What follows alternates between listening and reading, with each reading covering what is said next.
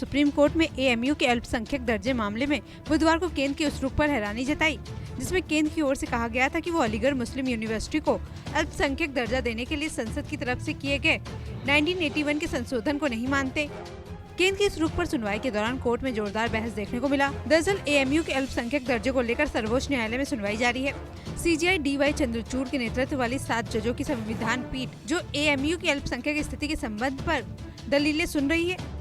इसी सुनवाई के दौरान कोर्ट की ओर से कहा गया, हम ये नहीं कह सकते कि संविधान लागू होने से पहले की कोई संस्था संविधान के अनुच्छेद 30 के तहत अधिकार का दावा करने की हकदार नहीं है। अनुच्छेद 30 धार्मिक अल्पसंख्यकों के संस्थानों की स्थापना के अधिकार से संबंधित है। पीठ का मामले में कहना था कि अनुच्छेद 30 की जरूरत को पूरा करने वाले कोई भी संस्थान संबंधित अधिकार का दावा करने का हकदार है, भले इसकी स्थापना संविधान को अपनाने से पहले की गई हो या फिर उसके बाद। बता दें, केंद्र सरकार की ओर से इस मामले में सफाई देते हुए सॉलिसिटर जनरल का कहना था कि हम ये नहीं कह सकते कि संविधान लागू होने से पहले की कोई संस्था संविधान के अनुच्छेद 30 के तहत अधिकार का दावा करने की हकदार नहीं।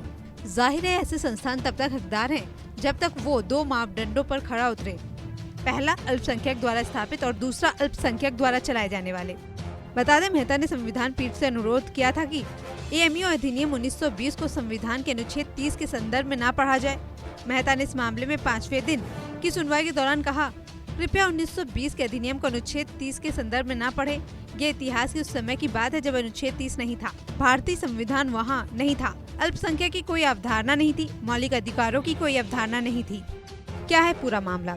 संविधान का अनुच्छेद 30 एक सभी धार्मिक अल्पसंख्यकों को पढ़ाई से जुड़े संस्थान स्थापित करने और चलाने का अधिकार देता है।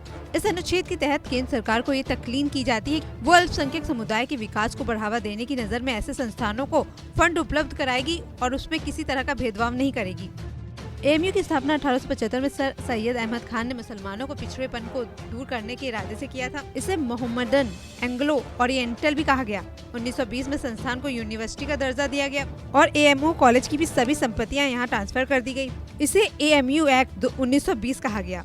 मेहता की दलील पर सीजेआई का कहना था कि वास्तव में आपका तर्क इस बात पर आधारित है कि जब यूनिवर्सिटी की स्थापना 1920 में हुई थी तब ये संप्रदाय पर आधारित संस्थान नहीं था, इसलिए बाद के घटनाक्रम अर्थात 26 जनवरी 1950 को संविधान को अपनाना इस कारण से एक सांप्रदायिक संस्थान नहीं बन सकता क्योंकि आपने इस सांप्रदायिक दर्जे को त्याग दिया था। यह आपकी दलील है। एक व्यक्ति को ये समझना होगा कि ये 1920 वो अवधि थी जब भारत में पूर्ण नियंत्रण ब्रिटेन का था। ब्रिटेन की सरकार नहीं चाहती थी कि भारत में कोई ऐसी संस्थान इतनी ताकतवर हो जाए कि उसकी ताकत पर असर डाले। कानून ऐसा नहीं है कि कोई संस्थान अनुच्छेद 30 के तहत अधिकार का दावा तभी कर सकता है जब वो 1950 के बाद स्थापित किया गया हो। फिलहाल मामले में दलीलें अभी पूरी नहीं हुई है और मामले की अगली सुनवाई 30 जनवरी को होगी। बता दें, सुप्रीम कोर्ट ने 12 फरवरी 2019 को इस मामले को 7 सदस्यीय संविधान पीठ के पास भेज दिया था, जिस पर अभी भी सुनवाई जारी है। नमस्कार, मैं हूं मानक गुप्ता। अगर आपको हमारा ये वीडियो पसंद आया हो तो इसे लाइक और शेयर जरूर करें और हाँ, हमें सब्सक्राइब और फॉलो करना ना भूलें ताकि आप देश और दुनिया की कोई खबर मिस ना करें। तो जुड़े रहिए हमारे साथ और देखते रहिए न्यूज़ 24।